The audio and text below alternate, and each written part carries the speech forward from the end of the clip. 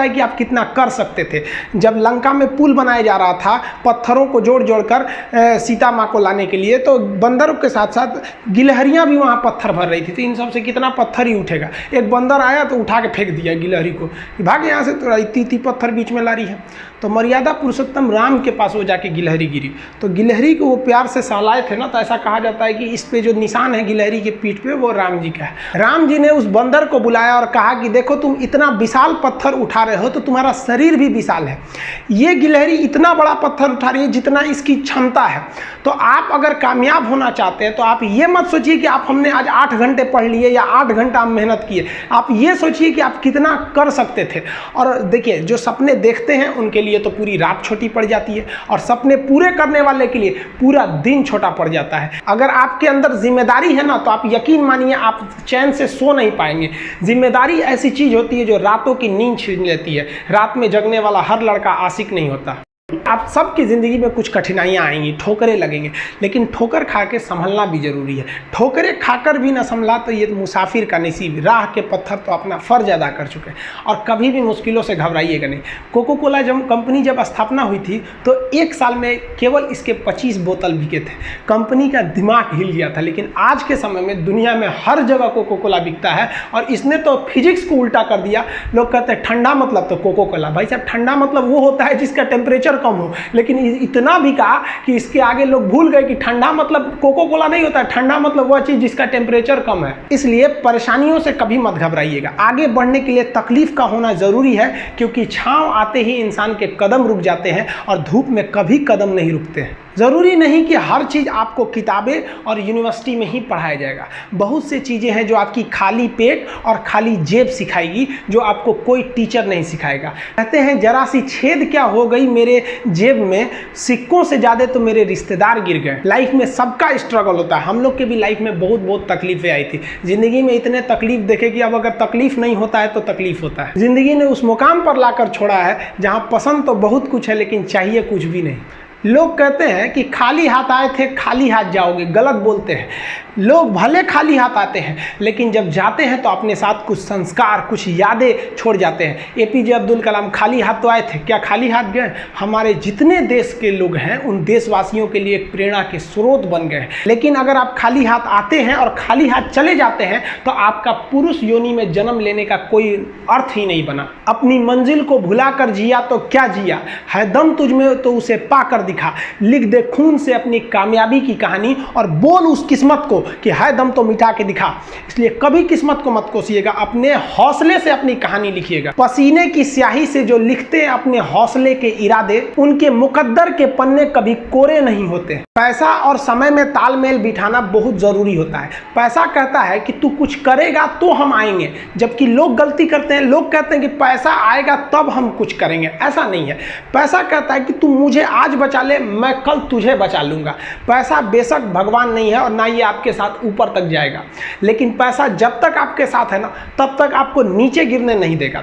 देखिए, पैसा जीवन में बहुत कुछ है, बहुत कुछ, लेकिन पैसा सब कुछ नहीं है। इंसानियत मायने रखने चाहिए। समय के साथ आप कभी खिलवाड़ मत कीजिएगा। दुख की बात यह है कि समय बहुत कम है, लेकिन सुख की बात यह है कि अभी भी समय है। लेकिन समय के पास इतना समय नहीं है कि आपको दोबारा समय देगा। वक्त नहीं लगाइए आपको यह निर्धारित करने में कि क्या करना है, वरना वक्त निर्धारित कर देगा आपका क्या करना है। जीवन में ना अपने अंदर से अहंकार बिल्कुल निकाल दीजिएगा। अहंकार बहुत ही खराब चीज है। कहते हैं कि अहंकार में इंसान को इंसान नहीं दिखता, छत पे चढ़ जाओ तो खुद का मकान नहीं दिखता। अहंकार नहीं करना चाहिए। छत को बहुत गुरूर था छत होने का, एक मंजिल और बनी और छत फर्श हो गया। अहंकार कभी नहीं कीजिएगा। तूफान ज्यादा होती है तो कश्ती डूब जाती है, और घमंड ज्यादा हो जाती है तो हस्ती डूब जाती है। जिस दिन आपको घमंड होने लगे ना अपने आप के ऊपर कि हम बहुत बड़े हो गए हैं, हम बहुत पढ़ लिए, हम बहुत सक्सेसफुल मैन हो गए, हम बहुत बड़े बिजनेसमैन, हम बहुत, मतलब जिस दिन आपको घमंड हो गया ना, उस दिन आप शमशान घाट में जाके दिखेगा आपसे नायाब लोग, आपसे अच्छे अच्छे लोग वहां खाक बन गए।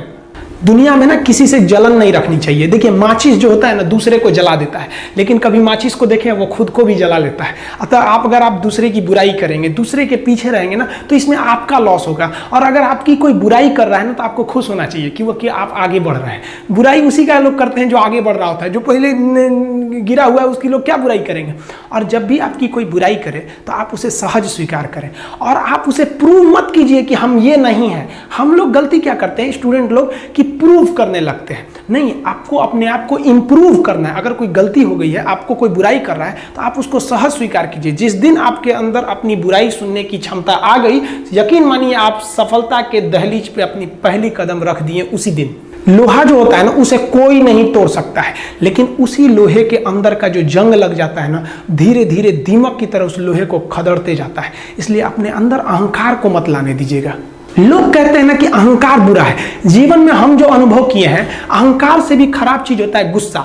देखिए अहंकार उत्पन्न ही नहीं होगा जब तक आपको गुस्सा नहीं आए। आप ऐसे नॉर्मल बैठे हैं और आप किसी से कहिएगा कि तुम्हारी क्या औकात है, जब तक आपको गुस्सा ना आए। तो अहंकार एक पेड़ है और गुस्सा उस पेड़ का जड़ है। इसलिए गुस्सा जिस दिन आया उस दिन आप बर्बाद हो जाएंगे। किसी भी व्यक्ति को बर्बाद कराने के लिए सबसे जरूरी है गुस्सा दिलाना। आपको पता है लोहार जो होता है, लोहार वो जानता है कि लोहे को हम ऐसे नहीं मोड़ सकते हैं, बहुत ही शक्तिशाली है। इसलिए लोहार ना इस लोहे को ना आग में डाल के इसे गुस्सा दिलाता है। जब ये गुस्से से लाल हो जाता है ना, तो जहां गुस्सा आया आप अपनी ताकत खो देते हैं, और ये लोहा अपनी ताकत खो देता है और एक मामूली हथौड़े के चोट से लोहा मुड़ जाता है। तो जिस दिन आपको गुस्सा आ गया, समझ जाइए कि आप अपनी ताकत खो रहे हैं।